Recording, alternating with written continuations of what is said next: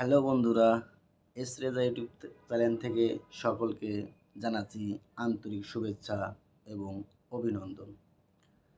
আজ অনেকটা দিন হলো আপনাদের সামনে নতুন কোনো ভিডিও নিয়ে আসতে পারিনি। আর জানেন না, এটা তো সবারই জানা, বাংলাদেশে নেট দীর্ঘ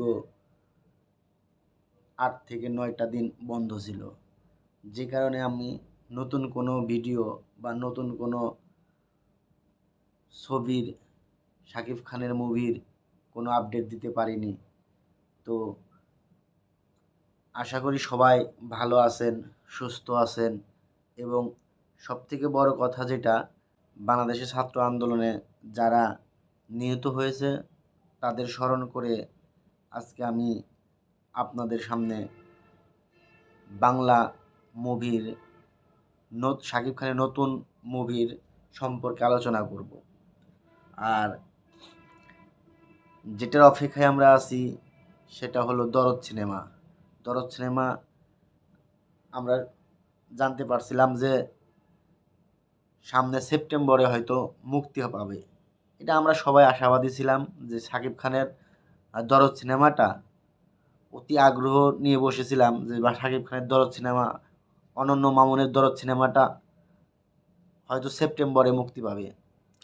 তো দেশের এই পরিস্থিতির কারণে হয়তো এই যে দরদ সিনেমা, শাকিব খানের মুভি দরদ সিনেমা, অনন্য মামুনের এই দরদ সিনেমাটি হয়তো একটু পিছিয়ে যাইতে পারে। কিন্তু হ্যাঁ বন্ধুরা, অপেক্ষার ফালা কিন্তু শেষ নেই। শাকিব খান মানেই আগুন।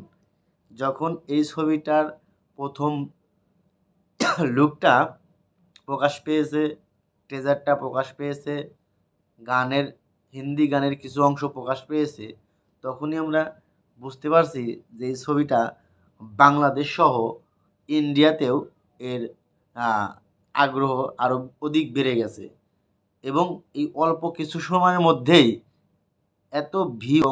এই দরদ সিনেমার টিম তারা হয়তো একটু চিন্তা ভাবনা করে এই দরদ সিনেমাটা মুক্তি দেবে। আর আমরাও আশায় আছি, সাকিবিয়ানরা আশায় আছি যে সাকিবের দরদ সিনেমাটা অতি আগ্রহ নিয়ে দেখব। আর শাকিব খানের দরদ সিনেমাটা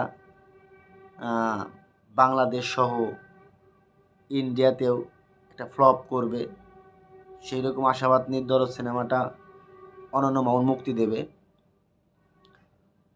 তো দরদ সিনেমার কথা আর কি বলবো, দরদ সিনেমা যখনই আসুক বা যেভাবেই আসুক, শাকিব খান মানেই ঝড়, তুফান। ঠিক তুফানের মতো দরদ সিনেমা তুফানের মতো কাঁপায় উঠবে। অতি আগ্রহ নিয়ে আমরা বসে আছি। অনন্য মাহমুদ পরিচালিত, শাকিব খান, সোনাল চৌহান অভিনীত তামিল ভিলেন এই ছবিতে অভিনয় করেছে।